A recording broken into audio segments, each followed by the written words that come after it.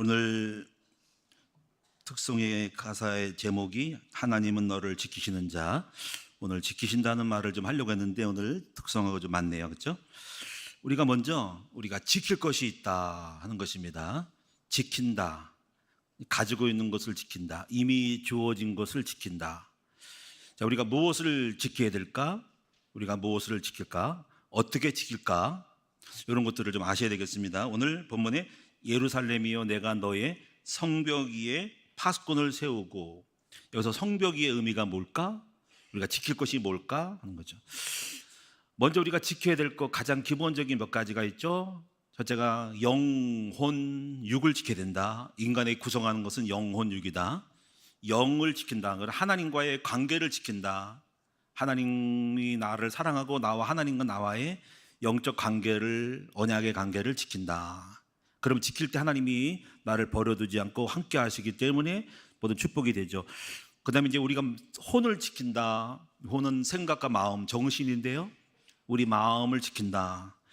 불평하고 원망하는 마음, 이것이 아니라 감사하는 마음, 누구를 미워하는 마음이 아니라 사랑하는 마음, 낙심하는 마음이 아니라 자신감. 이렇게 우리 마음과 생각을 들여다보고 객관화시켜서 들여다보고 마음을 지켜야 됩니다. 슬픈 마음이 아니라 기쁜 마음, 불평과 원망이 아니라 부정적인 마음이 아니라 늘 믿음의 마음을 지킬 수 있는, 내 마음을 긍정적으로 늘 플러스 알파로 지킨다는 거죠. 그래서 이런 것들을 늘 들여다봐야 돼요. 늘 들여다보고 내 마음의 상태를 진단하고 이거 흑암이 들어왔네, 이게 생각할까 마음을 지켜야 한다는 거예요. 생명의 근원이 이에서 난다는 거죠. 그리고 육체를 지켜야 되죠. 육체 몸에 증세가 이렇게 연약함이 올 때 빨리 판단해가지고 조처를 취해서 처방을 내려서 몸을 바꾸고 건강한 상태로 빨리빨리 더 악화되기 전에 미리 진단을 해서 잘 파악해야 된다. 지켜야 한다는 거. 그 진단이 중요한 것이죠. 미리 파악해서 건강 진단 받고 늘 피 검사하고 늘 자기 몸의 상태를 컨트롤하고, 상태가 안 좋으면 빨리빨리 조치해서 어느 정도의 그 수준을 맞춰야 된다는 거죠. 그리고 이제 우리가 무엇을 지키냐면 이제 가정을 지켜야 된다. 가정. 오늘 이제 가정에 대한 거를 지키는 걸 말씀드릴 것이고, 또 무엇을 지킬까? 우리 가정 중에 부부 관계를 지키고 자녀를 지킨다는 가정 안에 있는 거고, 그다음에 우리가 지켜야 할 것은 경제를 지킨다. 그 물질에 대한 거를, 내 직장 생활을 지키고, 그다음에 사업을 지킨다. 그 사업에 있어서 수지 결산, 수익과 지출의 균형들, 이런 것들을 잘 지키고 어디서 새는지, 이런 것들이 나중에 큰 문제가 오지 않을지에 대한 리스크들을 관리를 잘해야 된다 하는 거, 미리미리 깨워서 앞으로 미래의 그 변수들을 대비할 수 있는 늘 깨어있는 사람이 되어야 된다. 그래서 가장 기본적인 것을 지킬 때 여러분이 오늘 어떻게 지키냐면, 바로 오늘 본문에 보면 성벽 위에 파수꾼을 세운다. 그 성벽은 뭐냐면 이렇게 적들이 오는 것을 막을 수 있는 방책들을, 성벽을 쌓아서 성벽 위에 길을 만들어서 성벽을 따라서 돌면서 그 방책들의 성벽에 어디가 누수가 오고 어떻게 침투할지, 적이 어떻게 들어올지, 이런 걸 지키는 거죠. 그래서 우리가 대한민국도 바다에서 적이 들어올지, 땅굴을 파고 들어올지, 공중으로 드론으로 들어올지, 아니면 인터넷을 컴퓨터로 해킹해 들어올지, 어디서 들어올지, 특수부대가 어떻게, 특공대가 어떻게 날아올지 미리미리 다 방책을 가지고 대비하여 미사일 방어망을 통해서 이렇게 적들을 미리미리 사전에 준비할 수 있도록 모든 적들이 침투하는 통로들을, 루트를 알고 방책을 세워야 됩니다. 여기서 우리가 이제 영적으로 이 성벽이라고 하는 것은 저는 이게 기도라고 생각을 해요. 기도는 성벽에 오르는 겁니다.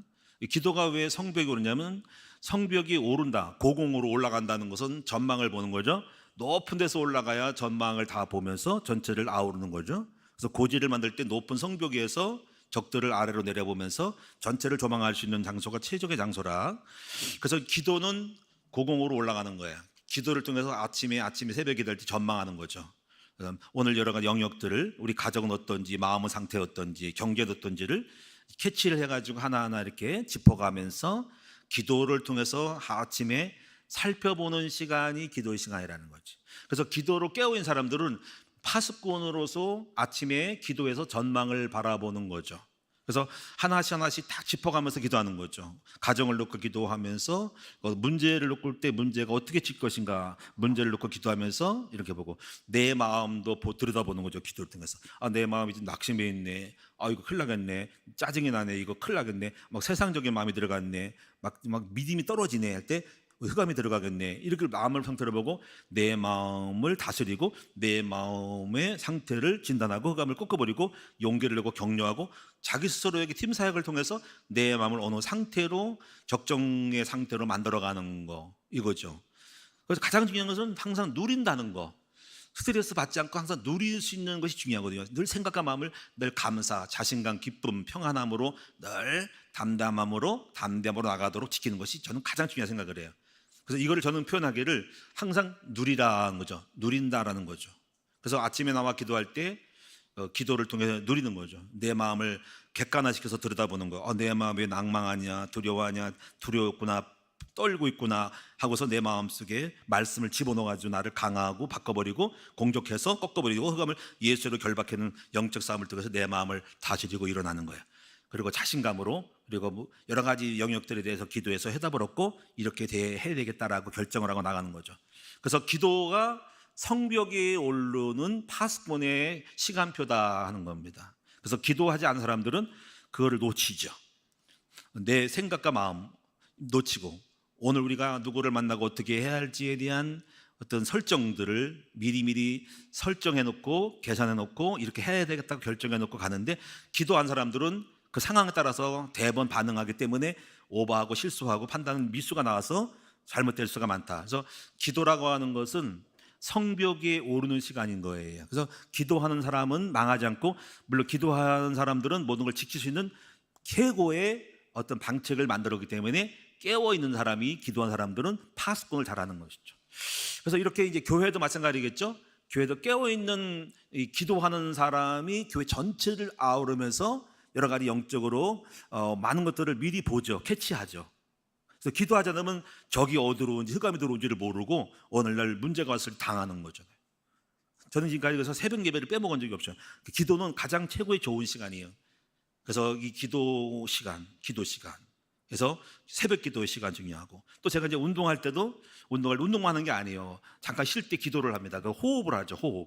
호흡을 하면서 기도를 합니다. 막 그 자리에서 호흡하면서, 단전 호흡하면서 기도하면서 모든 걸 놓고 또 그때 가서 기도를 하면서, 잠시 기도가 막 나오면은 거기서 기도하면서 또 생각을 하면서 여러 가지 방책을 놓고 설정해 놓고 또 나옵니다. 그러니까 운동과 기도를 같이 하는 거죠. 호흡도 같이 하면서 해가지고 늘 영적으로 성벽에 올라 깨어있는 사람이 되기 때문에 우리가 모든 것들을 전체를 아우르면서 오늘과 내일의 방향과 설정을 해놓고 나가는 거죠. 그럴 때마다 하나님이 많은 그 비전을 주고 계시를 주고 나가는 거죠. 그래서 오늘 여러분이 성벽 위에 파수꾼을 세우고 종일 종야로 잠잠하지 않게 하느니라. 그래서 오늘 여러분이 이렇게 파수꾼이 되시는 여러분 되기 바랍니다. 무엇보다 그래서 기도하는 여러분 되시기 바랍니다. 그래서 교회에서 기도를 못하면 개인 기도의 시간을 가지시기 바랍니다. 아침에 기도하는 여러분 되기 바랍니다. 30분 정도 직장에서 여러분이 새벽에 못 나가서 직장 가시거든, 조금 일찍 가서 차 안에서 좀 기도하시고, 바쁘시면 업무에 들어가서 하시고, 점심시간에 옥상에서 식사한 다음에 5분 동안 여러분 잠깐 동안 여러분이 또 다른 장소에서 기도하시고, 아니면 카페 가서 기도하든지 조용히 홀로 있는 시간이 중요하다. 대중석에 섞여 있지 말고 나홀로 빠져나와서 전체를 객관화시키면서 보면서 바라보면서 여러분이 기도하면서 성령 인도를 받는, 메시지를 받는 그러한 사람이 되시기를 주님의 이름으로 축원드립니다. 그래서 이것이 바로 기도의 파수꾼이라는 거죠. 그 중에서 우리는 지켜야 될 것이 무엇이냐면 바로 가정을 지켜야 된다는 거죠. 가정의 파수꾼이 되시기 바랍니다. 그래서 가정에서 어떤 부분이 흑암이 들어올지에 대한 통로를 아시고 지혜롭게 잘 캐치해서 체크해서 지키시는 여러분 되시기를 바랍니다. 그래서 이제 이 지킴에 있어서 부부가 있는데 부부가 지키면 그 가정은 견실하고 튼실할 거예요. 그런데 부부 중에서 한 남편은 정신이 없어요. 지키지 말든지 어떤 간에 뭔가 영적으로 막 나가고 깨어있지 못하는데, 아내라도 뭔가 깨워 지키면은 그 가정이 아주 망하지는 않고 그래도 살아남을 수는 있다 하는 거죠. 그러니까 깨어서 기도하는 아내가 있는 남편은 복이 받는다는 거지. 깨워서 기도하는 어머니가 있는 자식은 살아날 수 있다라는 거죠. 근데 약간 불안하죠. 그 남편과 아내가 부부가 같이 깨어 있다면 그 가정에는 놀라운 응답이 나오고 지금 유지보다도 더 큰 축복을 받는 사람으로 나오는 거죠. 그래서 결혼할 때 이제 내 남자와 내 여자가 중요하다. 예, 영적으로 깨어 있는 남자, 영적으로 깨어있는 아내가 만나면 그 자식들은 모세 같은 인물이 나온다 하는 것이 출애굽기 2장 1장 1절에 나오는 겁니다. 네 남자와 네 여자가 결혼했더니 모세가 나왔다 하는 거죠. 오늘 하여튼 간에 여러분이 한 사람이라도 깨어 있어야 됩니다. 그래서 교회도요, 기도하는 사람, 새벽 예배 나오는 사람이 교회에서 깨워서 기도하는 사람들이 있죠. 이들이 기도의 파수꾼이죠. 중보 기도자들이잖아요. 굉장히 중요한 겁니다. 기도하지 않은 사람은 모르는 거예요. 정신없는 거예요. 그냥 기도하는 교회는 살아남을 수 있다. 그들은 성령의 계시를 받으며 잘못되어져 가고 있는 그 교회의 방향을 바로잡을 수가 있다는 것입니다.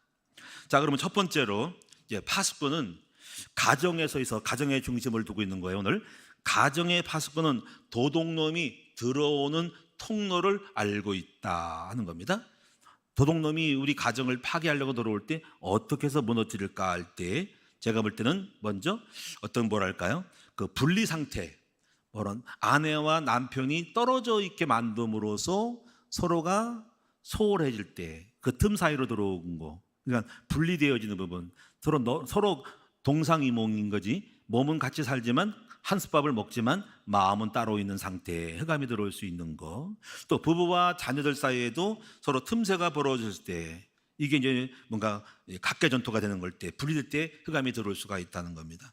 근데 같이 뭉치면은 흑암이 들어오기가 어렵죠. 그래서 부부 사이에도 같이 하나가 돼야 돼. 하나가 되기 위해서는 대화가 돼야 된다. 대화가 되려면 아는 것과 믿는 것이 어느 정도 일치가 돼야 된다. 정서가 맞고 뭔가 통해져서. 그래서 결혼할 때 서로가 뭐 궁합을 본다라고 하는 것도 일단 어느 정도 일치가 되어지는 부분 속에 보는지 전혀 남남이 되고 언어가 통하지 않으면 굉장히 서로가 딴 마음을 품게 되면서 그 틈새가 들어올 수 있다라는 거죠. 그래서 우리가 중요한 것은 마귀는 분리 작전을 쓴다라는 겁니다.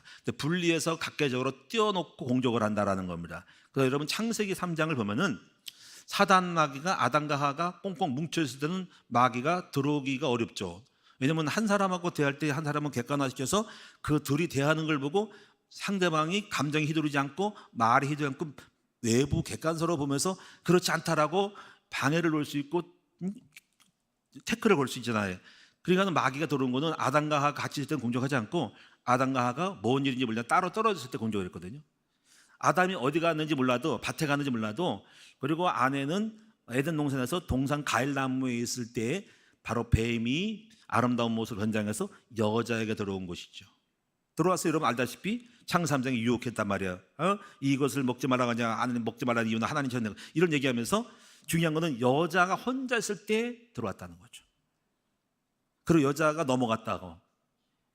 그러면 만약에 아담이 옆에 있으면 어떨까? 아담이 지금 뱀에게 여자가 얘기해. 아담이 옆에 있다가 여보 지금 저놈이 지금 이상한 말 하는 거야. 하나님 그렇지 말라고 하면 방해가 된단 말이에요. 옆에 있는 사람이 알고 객관화시키거나 항상 주변 사람은 우리가 장기나 바둑을 둬도 보면은요. 바둑과 장실 때 거기에 상황에 끌려서 막 둔단 말이야. 근데 옆에 둔 사람이 수를 더 본단 말이야. 예? 그것처럼 말이죠. 객관화시킬 때 아담이 딱 보고 저놈이 지금 우리 지금 하와를 지금 미혹하고 있는 꼬시고 있는 말을 하고 있네 할 때 옆에서 아니라고 딱 제동을 걸 수 있잖아. 그러니까 아담이 없을 때 1대1 딱 붙었을 때 거기서 꺾어버린 거란 말이야. 그러니까 이게 뭐냐면 떨어져 있을 때 흑암이 들어온다는 거죠. 그래서 우리는 사단의 전략 가정을 가게하는 것은 남편과 아내가 서로 따라온 마음 딴 사람이 되고 마음을 분리했을 때 그때 들어온다라는 걸 알아야 됩니다. 그럼 부부 사이와 자녀들도 마찬가지라는 거죠. 예를 들면 이것이 예가 맞을지는 모르겠지만 이런 경우도 있습니다. 흑암이 들어온 경우인데 어떤 실제로 있었던 얘기입니다. 그 부부가 자녀가 있는 자녀를 미국으로 유학을 보냈습니다. 아마 딸인 것 같습니다. 미국 유학하면 기숙사를 보내서 안전하게 먹거리 잠자는 거를 공부를 시켜서 만들어야 되는데 어떻게 밖에 나왔는데 엄마가 아내가 그 딸을 뒤에서 보조해주고 뭐 양식 밥 차려주고 뭐 돌봐준다고 따라갔다고.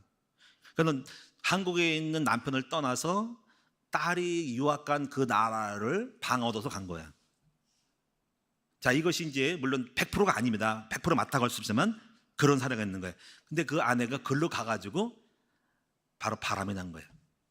아내가 미국 가서 미국 남자를 만난 거야. 자기 남편보다 더 멋있는 사람을 만나는 환경에 노출된 거죠. 또 거기가 외로우니까. 그래가지고 바람나서 결국은 가정이 깨진 경우도 있다라는 거. 물론 100% 아닙니다. 이건 다 상황이 안 맞아요. 잘못하면 오해할 수 있는데, 어떤 간에 분리된 그 자체에는 위험에 노출되어 있다라는 것도 명심하십시오. 그래서 뭐 우리가 맞벌이 하거나 아내, 남편이 지방에 멀리 갔을 때 그 외로움 속에서 뭐 여러 가지로 잘못될 수도 있는 확률이 많이 있다 하는, 다행히 감사하게도 딱 우리가 같이 만나지만은 언젠가나 떨어질 때는 뭔가 흑암이 들어오는 통로가 된다는 것은 자명한 일이다라는 것도 아시는. 또 이런 것도 이제 그 어떤 우리 친구 목사 한 사람은 우리 이제 노회장인데 저한테 하소연을 하더라고. 이분도 역시 미국에 아들 남매를 뒀는데 미국의 아들을 유학을 보냈대요.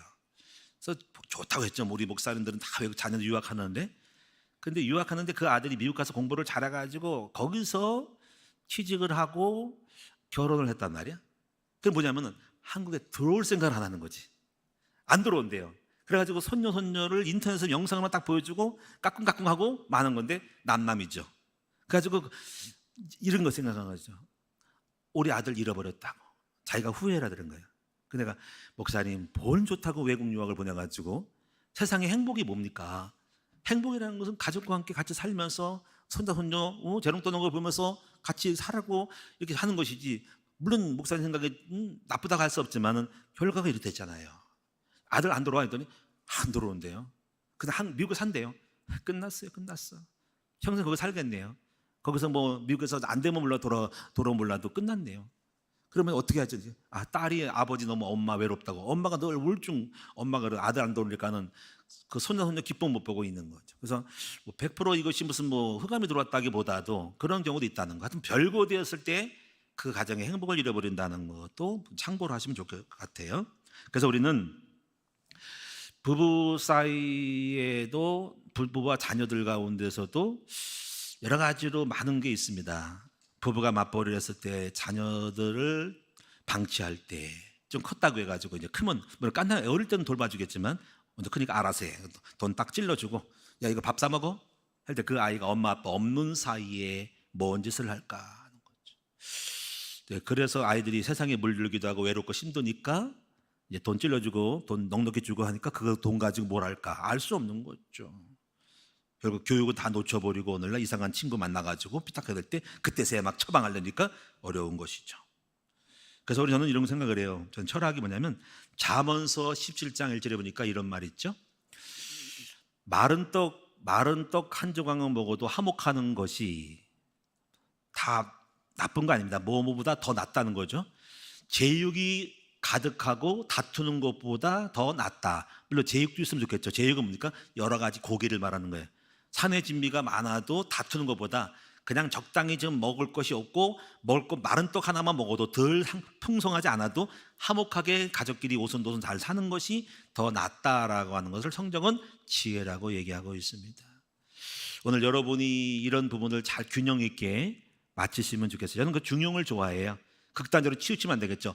너무 없어도 안 되고 너무 부하지도 말고 가장 적절한 중용의 모습을 취하면 좋겠다라는 거죠. 그 기준은 여러분이 알아서 하셔야 된다는 것입니다. 근데 또 이런 것도 있습니다.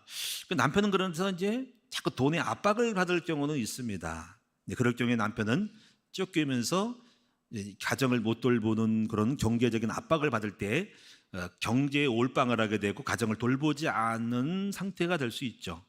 그럼 왜 그랬을까 할 때는 아내가 남편에 대하여 너무 지나친 경제에 대한, 돈에 대한 압박을 주는 거, 그런 압박에 밀려서 돈을 버는 데에 많은 부분을 할애하는 그 남편의 여유로움이 없는 부분들이 있습니다. 그래서 아내가 이렇게 해주면 될 것 같아요. 여보, 경제가 필요하고 돈도 필요하지만은 가정이 중요하니까 나는 여보 당신이 너무 돈에 빠져가지고 그래 하는 것보다는 가정이 화목하는 걸 좋아해 하면은 남편이 알고 그걸 알고 알아주면서 좀 배려하고 중용으로 가는데, 그렇지 않은 경우에 지나친 왜 이게 돈을 못 벌어? 우리가 어떻게 살란 말이야? 그러면 여기에 대한 책임감 때문에 남편들은 돈의 압박을 받으면서 영적 생활을 못하면서 놓치는 경우가 많다라는 거죠. 그래서 여러분이 지혜로움으로 여러분이 남편에게 여유를 주면서 여러분이 화목한 가정의 균형 있는 모습으로 경계도 챙기면서 가정을 챙길 수 있는 그러한 지혜로움의 중용의 입장을 갖는 여러분 되셔서 극단에 치우치지 않는 지혜로운 처세를 하는 여러분 됐으면 좋겠습니다. 심리를 잘 보시면서 남편으로 하여금 신앙생활에 좀 노련하고 많은 것이 풍성하지 않더라도 집이 좀 적더라도 좋은 차 아니더라도 풍성하지 않더라도 화목하게 지내는 것이 좋다라는 지분들을 잘 캐치해서 지혜로운 아내가 처세가 되기를 축원합니다. 이제 가정에서 그래서 이렇게 이제 우리가 분리될 때 오는 문제가 많아요. 100% 그런 건 아닙니다. 맞벌이 해도 자녀 잘 자라는 자식이 있고요. 또 부부가 자식 안 돌봐도 잘 키워주는 자녀가 있다는 것도 명심하지만 그러나 저는 나쁜 부분에서 말씀드리니까 오해하지 않고 들으시기를 바랍니다. 두 번째 부분은 가정 안에 세상의 풍속을 허용하고 받아들일 때 부부는 아무렇지도 않은 것 같지만 그 흑암의 세속의 영이 자녀에게 들어올 때 그 자녀가 못된 것을 배우는 것이 될 수 있다라는 거죠.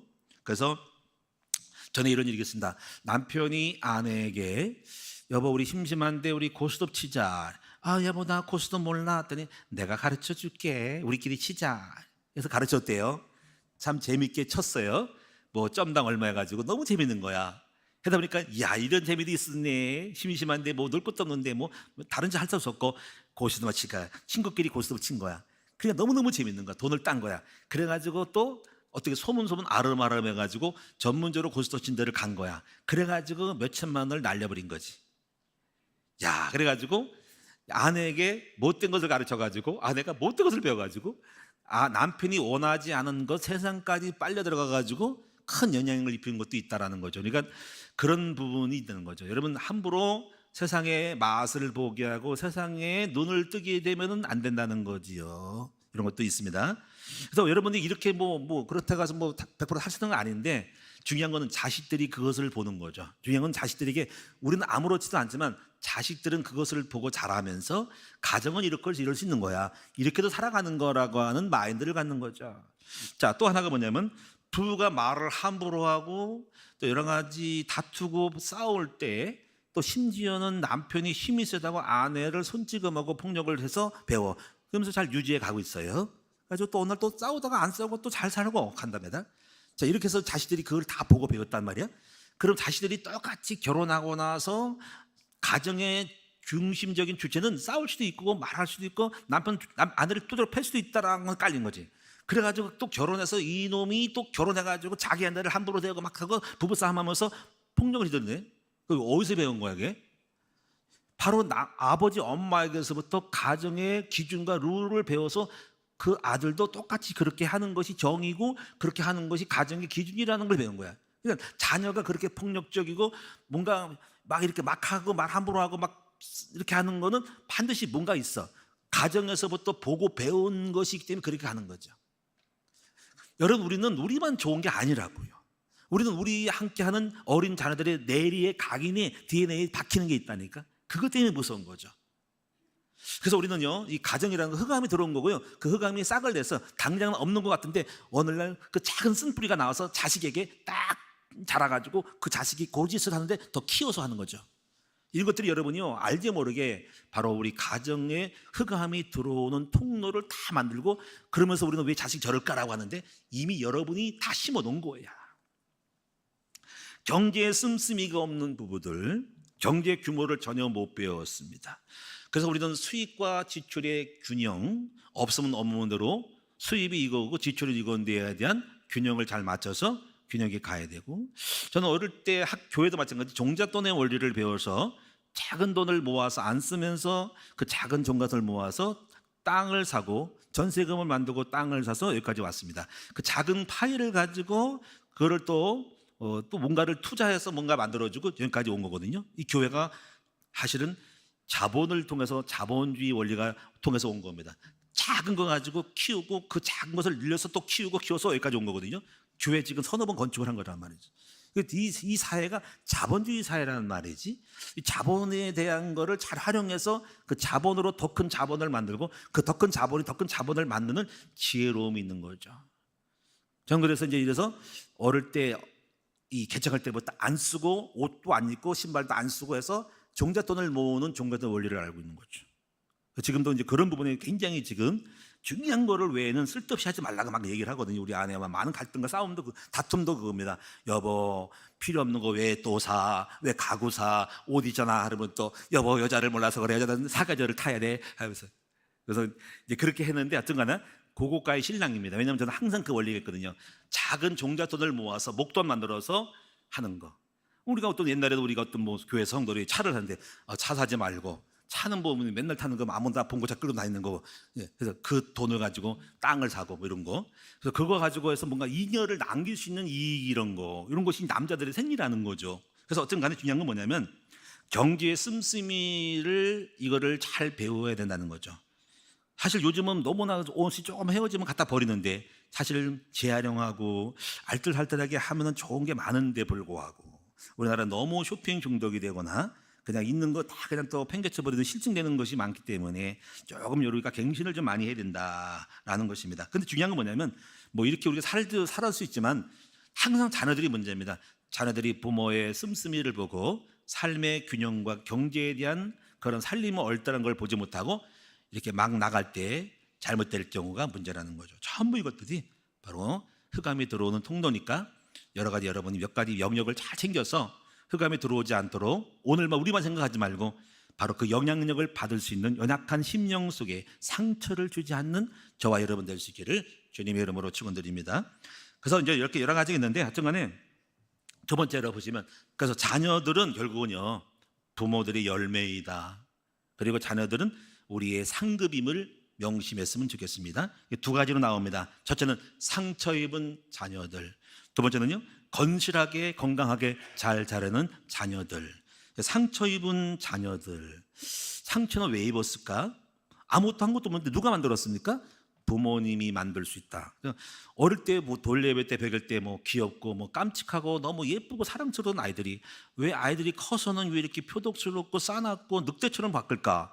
늑대를 누가 만들었을까? 엄마 아빠가 만들었지 않은가? 그렇죠.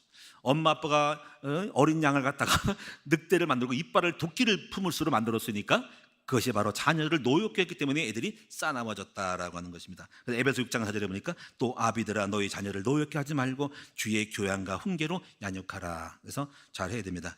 병든 나무를 보면은 병든 나무는 병을 고쳐도 흔적이 남지요. 뒤에 교회 뒤에 우리 사인머스켓 심어놨는데 오늘날 보니까 막 자라면서 진딧물이 들어가서 약을 쳐줬어요.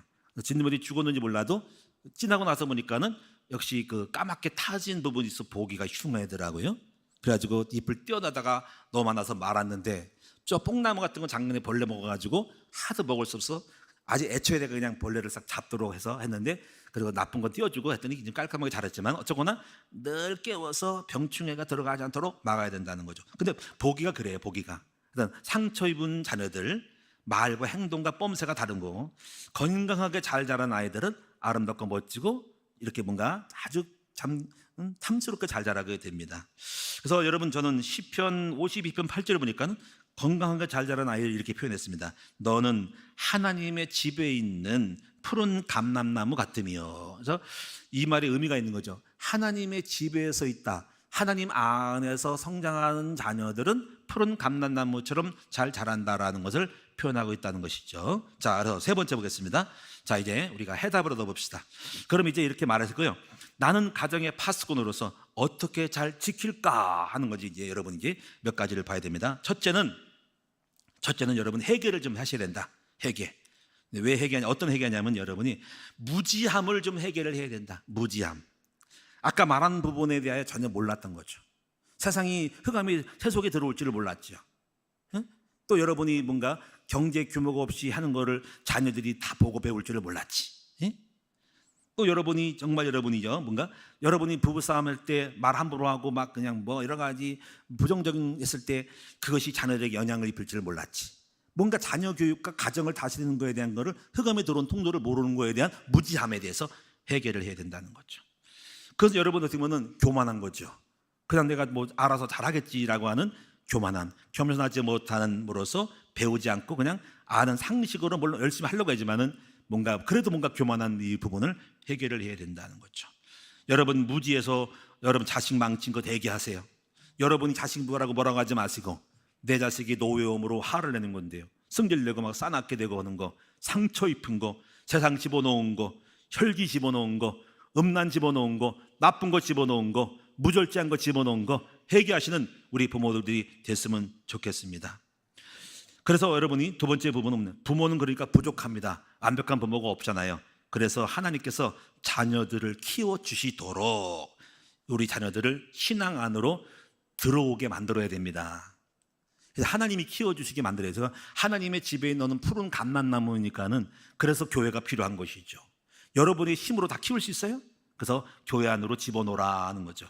그럼 우리는 어떻게 할까요? 우리 자녀들을 여러분 교회 안에 들어왔을 때 잘 키우도록 최대한의 교육의 커리큘럼을 만들고 영적 분위기를 만들어줘야 될 책임이 있다라는 것입니다. 아이들 여러분 일주일에 한 번씩 중고등부 예배 때, 초등학교 예배 때 그것도 공과 시간 한 30분, 20분밖에 안 들은 예배 가지고 인생을 바꾸려고 생각하지 하면 안 돼요. 1년에 여러분이 52주예요. 52주 주일마다 공부해도 얼마 되겠습니까? 안 맥힙니다. 그래서 아이들 바꾸기는 역부족이기 때문에 우리는 별도로 교육을 따로 해야 합니다. 여러분 학교 공부도 어렵잖아요. 그래서 과외를 하듯이 우리 교회도 영적 과외를 해야 됩니다. 그래서 우리는 주일만 가지고 절대로 안심할 수 없고 그것만 가지고 잘했다고 믿고 판단하는 목사는 아주 게으른 목사라고 할 수 있어요. 그래서 저는 우리 아이들에게 이제 토요일 날 놀토니까 토요일을 잡아 끌어가지고 그러다가 매일 하면 힘드니까 여러분 우리가 청지학을 만들고 토요일 날 우리 아이들 암송학교 머릿속에 머릿속에 말씀을 집어넣으면 오늘날 그 말씀이 튀어나와서 바꿀 수 있으니까 어릴 때 애들 머리도 좋아지고 기억력이 좋으니까 아이들 향해서 초등학생은 바이블 암송학교, 중고등부는 청지학을 하는 거죠. 그리고 여러분이 또 더 이것도 안 돼가지고 어릴 때부터 성경을 만들어서 성경하고 대안학교를 통해서 초, 중, 고를 완전히 영적으로 집어넣는 거죠. 우리 초등학교는 너무 좋은지 몰라요. 성경 66권 가지고 영어로 가르치는 거니까 영어 잡고 영어도 잡고 성경 잡으니까 그리고 영적 있는 우리 훌륭한 우리 교사들을 포진해서 영적인 모델을 잡아서 가면 되는 겁니다. 그리고 또 여러분이 아이들 또 어학연수도 시키고 이번에 또 8월 달에 중국 어학연수 또 영어도 같이 하니까 집어넣는 거죠. 그래서 아이들을 최고 인재로 만들 수 있는 영적 토양을 만들어준다. 그래서 우리 교회만 들어오기만 하면 끝내주는 아이로 만들어야 된다는 것입니다. 그래서 오늘 여러분도 이렇게 신앙 안에 들어오도록 여러분이 함께 노력하고 그런 분위기를 영적 분위기를 우리 만들어 가야 된다는 거죠. 저는 그래서 우리 교회 아이들이 청소년들이 최고의 영적 지성, 영성과 지성과 인성과 삶의 모든 마인드 이거를 세븐 파워라고 그러냐 7가지의 파워를 갖추도록 만들 수 있는 최고의 노력을 하고 있다는 겁니다. 최고의 교수들, 최고의 학습 커리큘럼, 최고의 분위기를 만들어서 최고 인재를 만들 수 있는 마음을 갖고 있습니다. 그래서 최고 국제학교를 만들 거거든요. 그리고 아이들 누구나 가난한 애들 다 올 수 있도록 그렇게 만들기 위해서 국정협 우리가 법인 공익법인 단체 만들어서 기업 때 후원 받아가지고 애들 그냥 후원 받아가지고 애들 완전히 그냥 어렵고 가난한 애들도 다 공부하도록 그렇게 만들 거라는 거죠. 할렐루야. 함께 우리 만들어 갑시다. 그래서 우리 교회뿐 아니라 우리 교회 통해서 다른 교회도 막 관심 있는 교회들마다 연결해가지고 네트워크 구성해가지고 한국교회를 바꾸는 그런 일을 만들려고 합니다. 그래야 아이들이 살아야 한국교회가 살고 미래가 산다는 것입니다. 시편 27편 10절의 말씀을 참고했으면 좋겠습니다. 내 부모는 나를 버렸으나 여호와는 나를 영접하시리로다 이렇게 말씀하거든요. 이 말을 곡해하면 안 됩니다. 다 버린 건 아니니까. 근데 이 말은 뭐냐면 부모는 나에게 관심이 없고 부모는 나를 가르칠 수 있는 역량도 없고 능력도 없고 무지하다. 근데 여호와만은 나를 영접하고 받아준다는 것이죠. 그래서 어떻게 보면 이런 겁니다. 이상한 부모 밑에 자란 자녀들보다는 차라리 오해하지 말고 들으세요. 고아가 나을 수도 있다. 그래서 여러분 주여 나를 고아로 만들어 이렇게 기도하면 안 돼요. 어쩔 수 없는 고아가 됐지만은 사실요. 이상한 부모 밑에 자랐으면 제가 이상하게 됐을 것 같아. 우리 아버지가 막 나를 때리고 막 폭력하고 이상하면 나쁜 거 배울 것 같은데 차라리 안 계시니까 좋더라고. 저가지고 우리 하나님이 나를 키워주시니까 제가 저만의 표현이니까 저 따라하면 안 됩니다. 이거는 일부러 하는 게 아니고 생각을 합니다. 우리 엄마 아빠가 나를 안 건드려서 감사하다. 건들 수도 없는 상황이니까 하나님이 나를 키워서 순수하게 우리 아버지 하나님의 말씀만 딱 배우니까 다른 교훈 절대 받은 게 없거든요. 그러니까 하나님이 나를 키워줬구나 할 때 이런 것도 생각합니다. 그래서 오늘 여러분이 그렇지 못하니까 하나님이 여러분을 자녀를 키우도록 그렇게 만들어주는 환경 속에 집어넣는 여러분 우리 되시기를 축원합니다. 그 다음에 이제 여러분 우리가 가정의 파수꾼 될 때 세 번째는요 여호와 경외함을 좀 가르치셔야 된다는 거죠. 여호와 경외함을 가르친다는 건 어떤 의미가 있냐면요, 우리가 뭔가 내가 복종할 수 있는, 뭔가 믿고 따라갈 수 있는 삶의 어떤 기준점, 어떤 규칙들이 있어야 되거든요. 내 삶의 철학이 있어야 되거든요. 내 인생을 좌우하는 아주 결정적이고 나를 성공시킬 수밖에 없는 룰이 있어야 되거든요.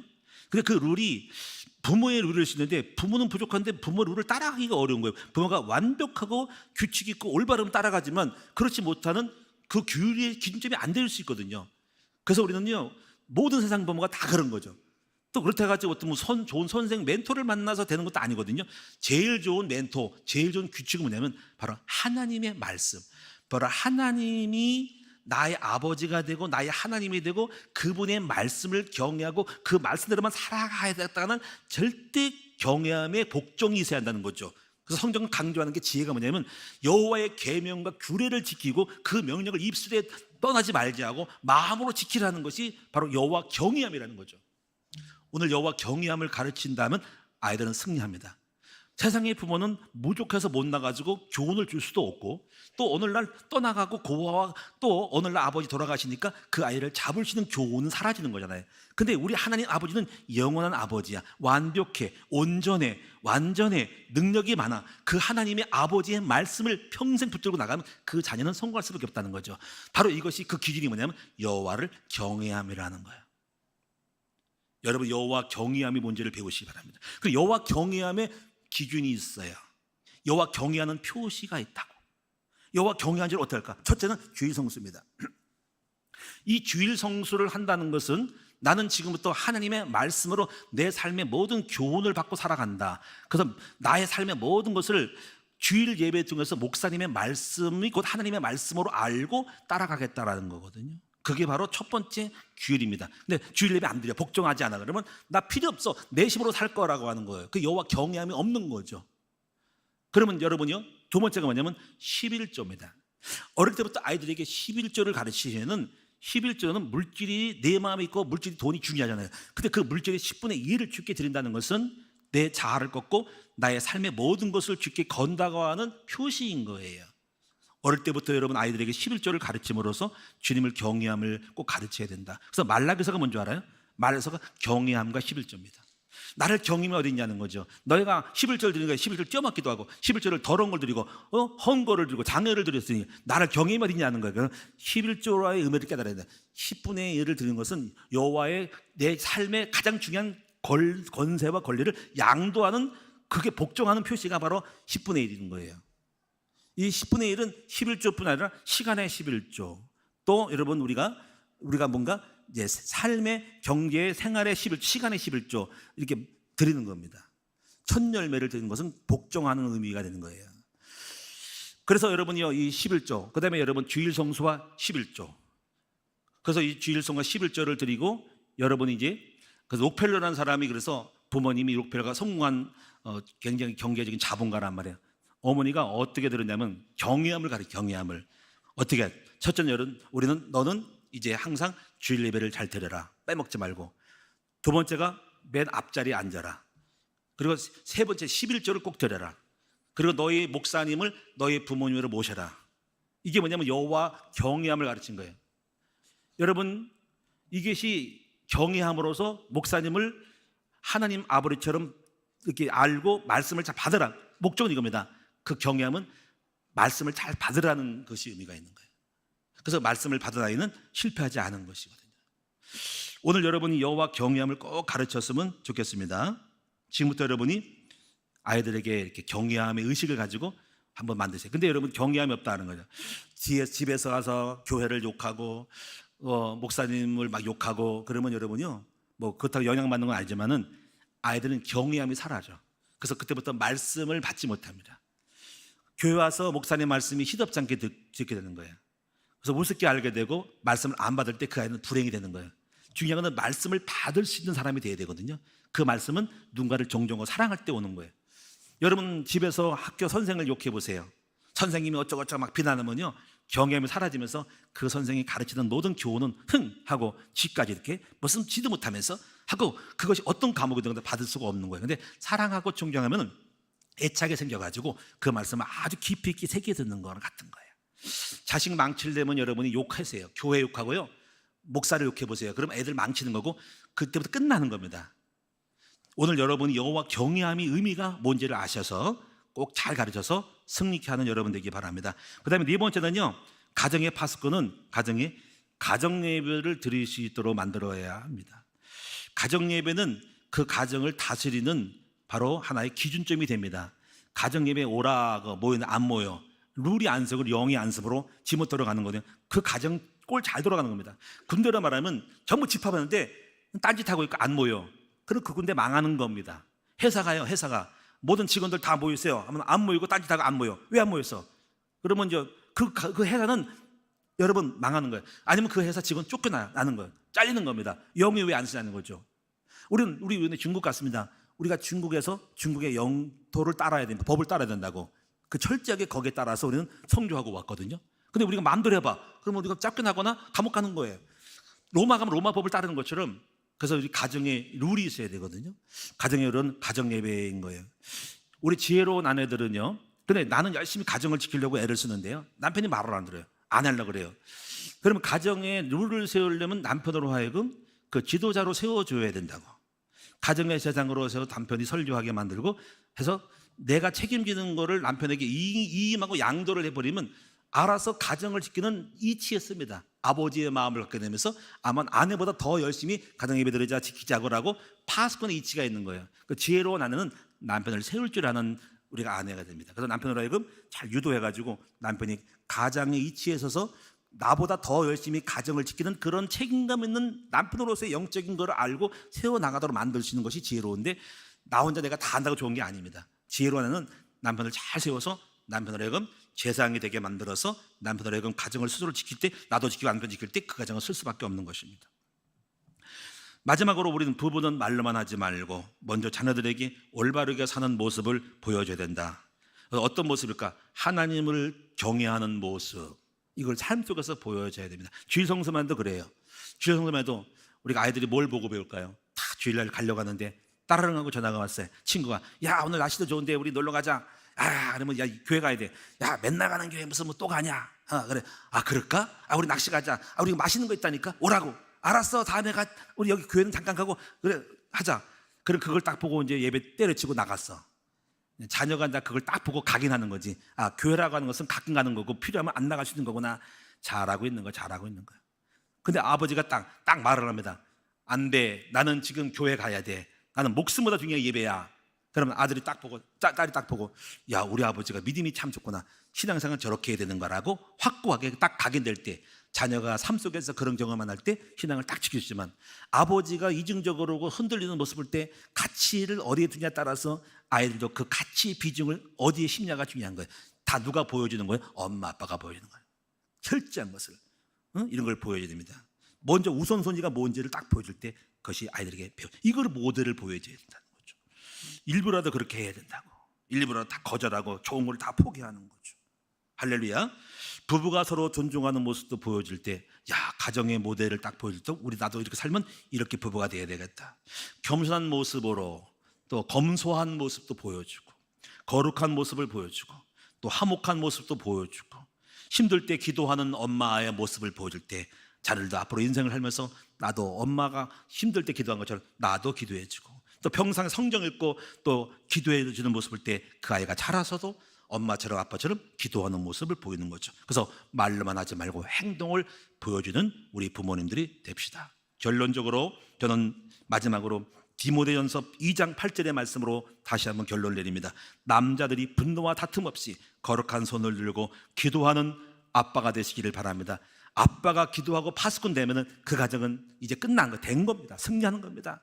아내 혼자서 힘쓰고 애쓰고 우리 가정을 세우기 위해서 파수꾼으로 했지만, 이제부터 남편들이 일어나서 아내와 함께 우리 가정을 지키는 영전을 열고 가정을 세우고 지키고 해서 승리하고 또 복되게 하는 우리 아름다운 부부가 될 수 있기를 축원합니다. 마지막 시편 19편에 보니까 여호와를 경외하는 주의 종의 가정은 경고를 받고 계명을 지킴으로 상이 크다라고 했습니다. 사랑하는 여러분, 가정의 파수꾼이 되셔서 우리 가정 흑암이 들어오지 않도록 지켜서 행복하고 복된 가정으로 만들어가는 우리 모든 성도들이 되시기를 주님의 이름으로 축원합니다. 아멘. 찬송하겠습니다.